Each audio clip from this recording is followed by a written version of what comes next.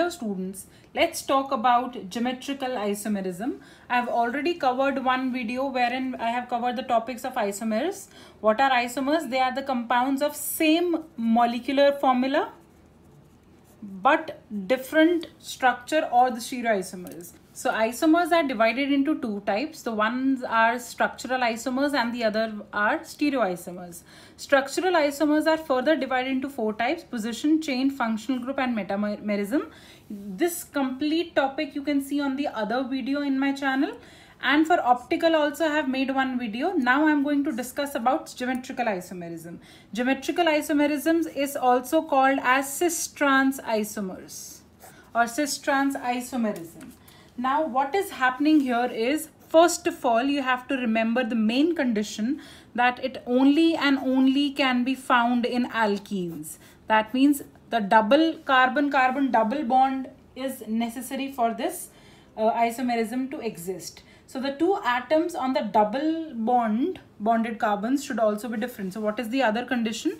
That you have two carbons which are doubly bonded here. So all the groups present here, so this carbon, let's say the group is X here, this particular group cannot be X, it has to be Y. So that means the two substituents present on one carbon of the doubly bonded carbon atom has to be different. Similarly here it is also has to be different. So now if it is like this, and the other case scenario can be that here it is X and here it is X and here it is like this. So if I talk about this particular case, the similar type, the same substituent is on the same side of the double bond. Here also it is on the same side, and here it is on the opposite side. You can see the X is here and X is on the opposite side of this carbon. This particular configuration is called as cis. This configuration is called as trans. So what is it? When the similar groups are on the same side, you call it as cis, and when the similar groups are on the opposite side, you call it as trans.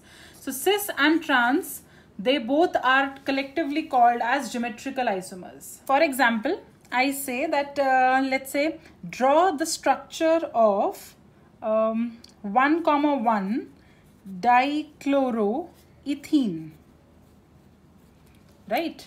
Sorry, 1,2. So I know ethene is carbon, double bond carbon. Eth is standing for the two carbons here. And now there is one chlorine here, one chlorine here, and one hydrogen here, and one hydrogen here.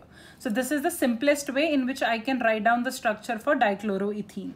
But now there are two possibilities, that either your compound can exist like this, or it can exist like this.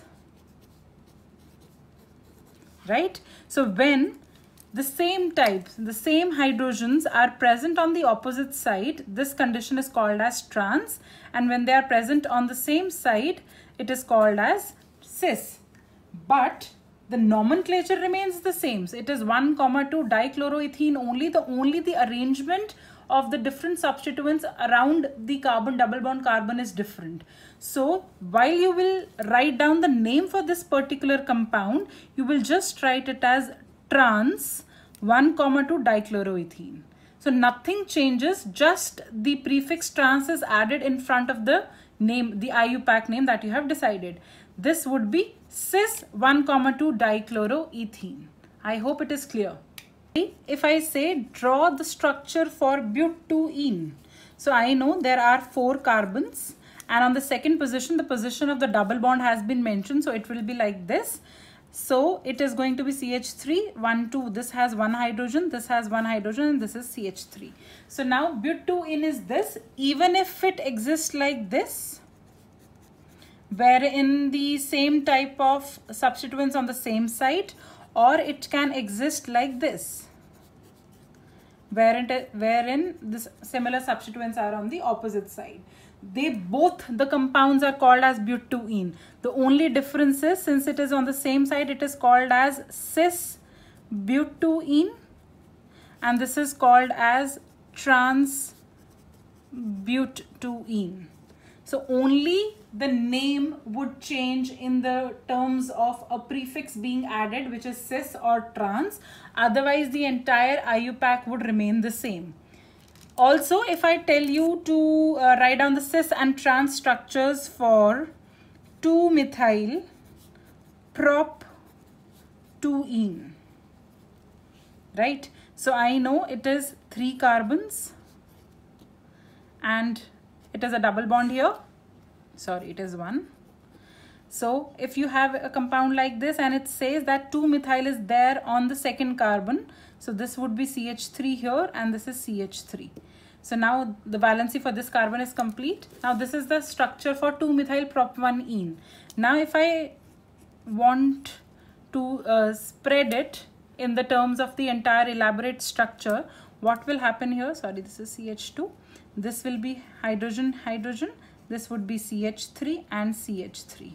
So now if you talk about this particular compound, the substituents attached to this carbon are same, and here also it is same. So geometrical isomerism will not be happening or existing in this particular type of compound. So your two conditions, that double bond, and this was the first condition, and the second condition was that the two atoms on doubly bonded carbon should be different.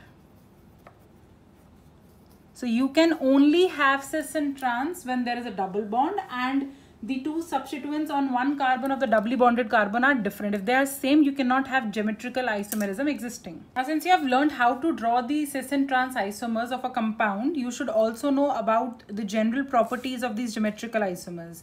I will take the simplest example to explain both the properties. Let's say I have a compound like this. Let me make it cis first, and then I will have a trans. So as we all know, this is my cis and this is my trans. Now if I have to talk about the very first property, which is dipole moment, we know that if I'm talking about this, out of carbon and chlorine, chlorine is more electronegative, so my dipole moment is towards this side. Similarly, it is towards this side, and we know that since they both are in the same direction, the dipole moment is definitely not 0. Whereas if I talk about trans, here it is going to be in this direction since chlorine is here, and here it is going to be in this direction. So when you talk about the dipole moment of this structure, they both are in the opposite side. And they both, since it is chlorine and here also it is chlorine, so the magnitude of the dipole moment is going to be the same but in the opposite direction. So it will cancel out. So the dipole moment for trans is always almost nearly 0, because we also have to consider the other atoms that are present. But when I talk about cis, it is definitely not 0. So I can say that the cis compounds are the polar compounds, wherein the trans compounds are non-polar compounds. Right? This was the first property. Now if I talk about the boiling point, definitely cis is having higher boiling point and trans is having lower boiling point. Now why is it so? Boiling point depends upon the intermolecular forces of attraction. And when I'm talking about cis, the intermolecular forces of attraction that are involved are dipole-dipole, which are definitely stronger as compared to the trans structure, wherein the forces acting are London forces. So which is having higher boiling point? The cis form is having the higher boiling point. Similarly, if you see trans carefully, you can see that it is more symmetric in the terms of arrangement of the atoms. They are on the opposite sides. Here hydrogen is on the opposite side. So I can say that trans is more symmetric. Trans has more symmetry, therefore it will pack or it will fit better into a crystal lattice. Right? So if it is fitting better into a crystal lattice, definitely the melting point is higher for trans. Because melting point depends upon the force, the bonds, the bond strength. So melting point is higher for trans, and here the melting point is lower. And since we also know that it is going to fit better into a crystal lattice, I can also say that the lattice energy is higher for trans. Right? So if you know the basic structures of a cis and trans geometrical isomerism, I think all the properties are pretty clear with it. I hope you like the content, and if yes, then please subscribe to my channel for more tips and tricks on chemistry. Thank you.